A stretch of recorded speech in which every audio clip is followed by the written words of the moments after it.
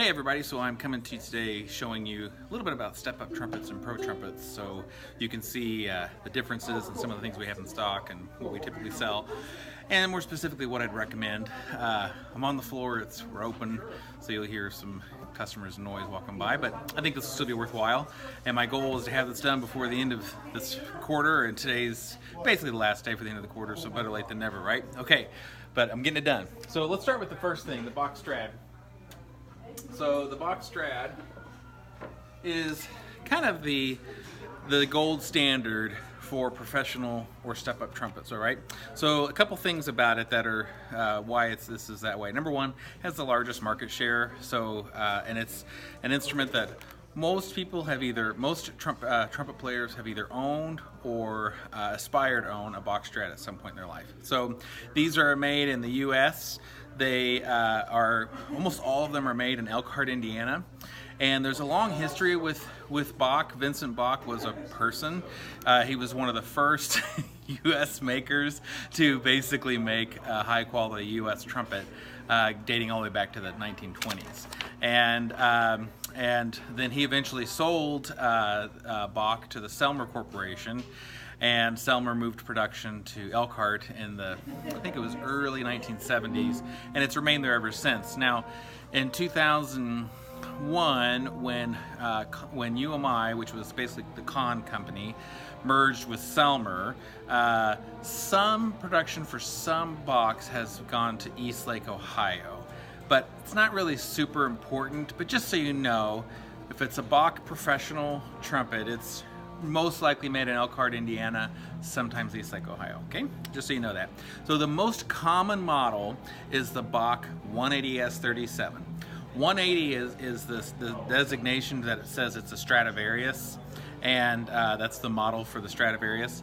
The S means it's silver plate. The 37, all the 37 is the number of the mandrel that they use to form and shape the bell. This is the bell, okay?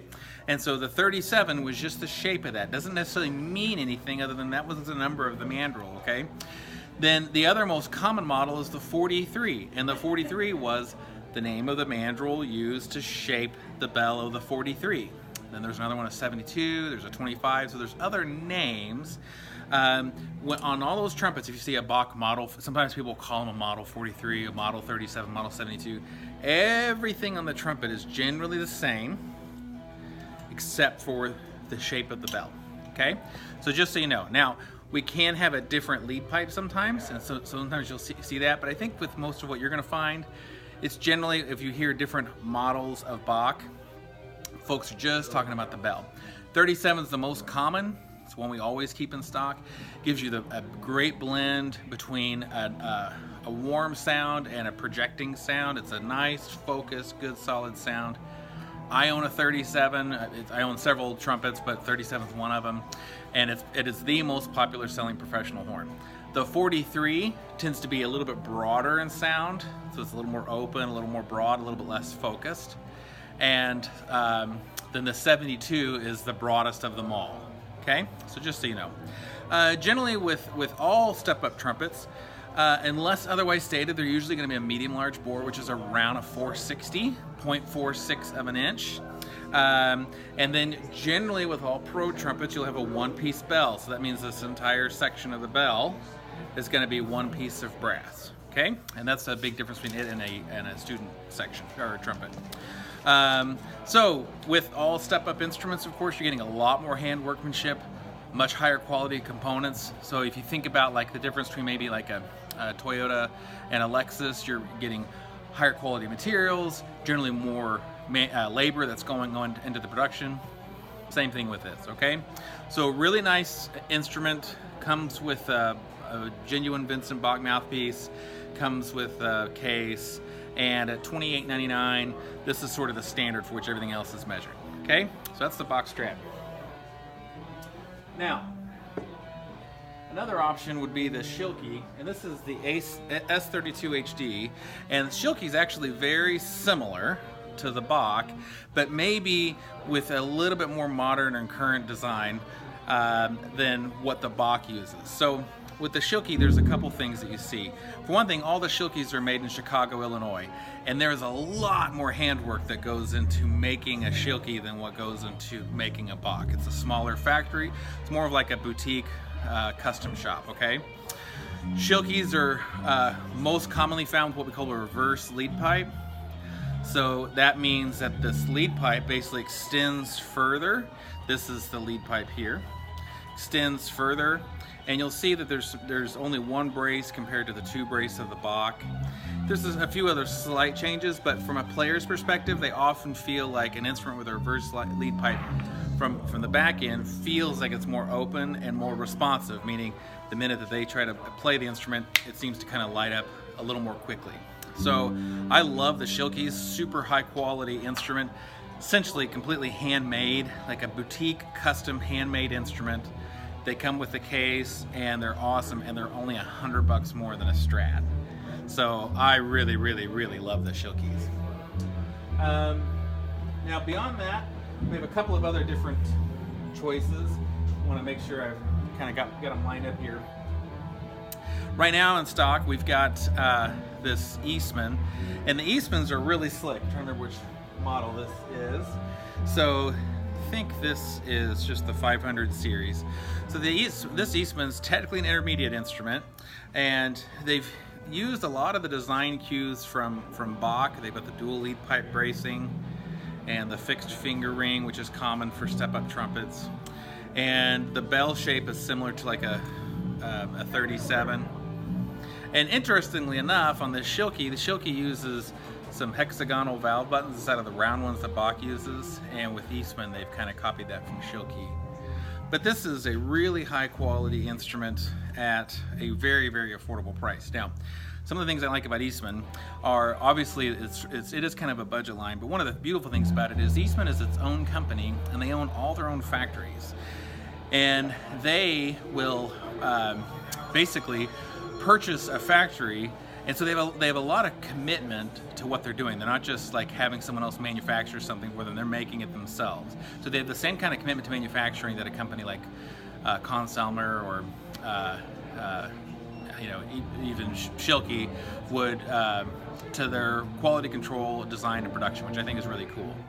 Now, the other instrument that I don't have handy with me right here, but I'll just use this as an example because as far as you can tell, this is what it is, but is the Eastman Shires Q Series. Now, let me tell you a little bit about that. Shires is a high-end custom trumpet manufacturer, okay? Started off originally as a trombone manufacturer. They still make trombones, but now they make trumpets, and it is like the boutique of the boutique. Their stuff is more expensive than Shilky, more expensive than Bach. Well, Eastman ended up purchasing them because they really valued their design experience. Steve Shires designed all the Eastman step-up brass. Well, because of that relationship, Eastman ended up purchasing Shires, and Shires still exists as a high-end custom USA manufacturer. But then they've partnered with Eastman to develop this Q Series. And so the Q Series is essentially, a Shires trumpet, but made in the Eastman factory, which puts the price about half of what a Shires trumpet would normally be. Still amazing quality, excellent playability, just an excellent all-around instrument, but at a very, very affordable price. So you've got the Q Series is going to come with what they call their Q-centered bell, and it's going to come with a heavyweight yellow brass lead pipe, all in silver plate. Really tremendous instruments. What are they like? They're like a really nice Bach Strat, but for about $1,000 less than a Strat. So really tough to beat. So let's talk about the Shires Q Series. So this is made by Eastman, but it's designed by Shires, okay? And as I mentioned before, Shires being this really high-end boutique manufacturer, they designed everything, inspected everything, but then this instrument is made in the Eastman factories overseas. Really high-quality instrument, like a Strat at a lower price.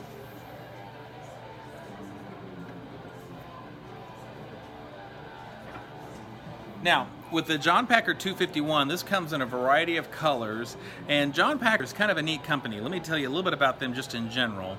So the first thing is, unlike Eastman, John Packer doesn't own any of their own manufacturing facilities. They basically contract with manufacturers in Asia to have their instruments built. But what they do, kind of like Eastman, they hire like big-time British kind of guru designers, people that make really high-end custom instruments. And those folks basically design out and sometimes license components to John Packer, and then John Packer uses the lower cost manufacturing to manufacture the product. So you end up getting a really high quality, very, very, very well designed product at a crazy affordable price, okay? So on the 250-1 series, with John Packer, any of the 200 series is what they would consider an intermediate level instrument. So the 0 series, anything that starts with the zeros, is technically a grade below what they would consider beginning quality. A 100 series beginning quality, 200 series is intermediate, 300 series is pro, okay? So this is the 251. What makes this instrument really special is that you have some things that are sort of similar to like the Bach Strad, but it comes with the Smith-Watkins lead pipe. And Smith-Watkins is one of those boutique British trumpet designers that make really, really expensive trumpets, and they've designed the lead pipe and licensed that to John Packer to use. Now this particular trumpet, in addition to like the abalone keys and the bling that it has, this is in a satin gold lacquer. So what this is essentially when they do the finish on it, they essentially do it with like a kind of a matte finish, and the lacquer just has a gold tint to it. And so that's what that one is, and this one has a polished brass bell. So that's polished brass, and this is a matte gold lacquered color that's on there with an anodized gold trim. You see that? Okay, so this instrument and this instrument are basically the same, except for this one has a brushed matte clear lacquer without any tint in it. That's why it has that more natural color. Okay, but still the same thing. Tremendous value at the price that we have them at, which I think is around $1,200 or so. They play great, sound great, and they're really, really a heck of a value. But that's kind of a quick rundown on the trumpet. So the most common, of course, for step-up or pro horns, the Bach Strad. It's an instrument that everyone has owned or generally has aspired to own at some point. A little step above that in quality would be the Shilke. A step below in price, but probably not a whole lot step further in terms of quality, is the Eastman Shires Q Series. Then below that you would have the Eastman Series brass, and then slightly below that would be any of the John Packer. Okay, so there's a quick lay of the land for trumpets.